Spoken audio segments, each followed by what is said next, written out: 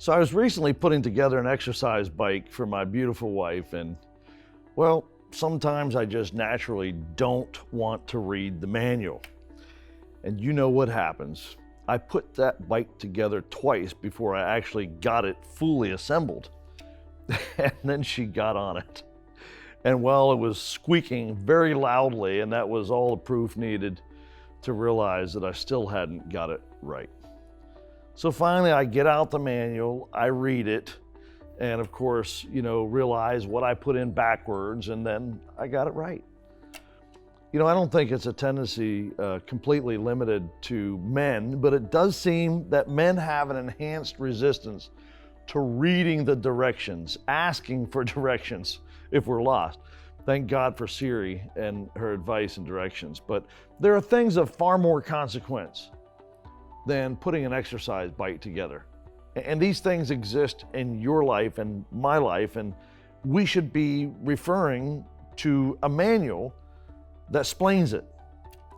So many books written that can save us from making critical mistakes in our personal finances, in our marriage, to raising perhaps a strong-willed child, or navigating the treacherous waters of raising an adolescent child, which I'm doing right now, by the way.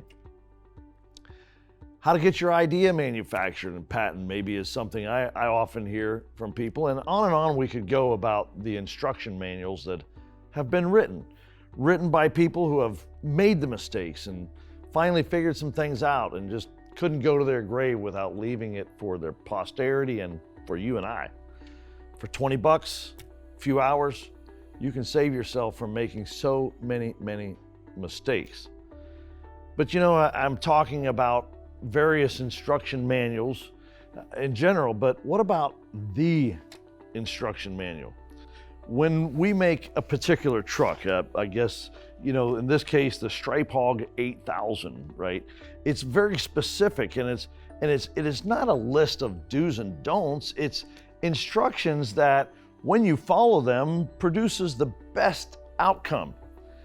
And God, He created you. He created me, and He left us an instruction manual called the Bible.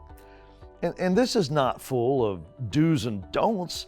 It's full of wisdom and application of that wisdom to real life stories that may have happened years ago, but have absolute application today in your life. And if you want to live your best life now, read it. Read. And until then, I'll see you on the next Hogcast.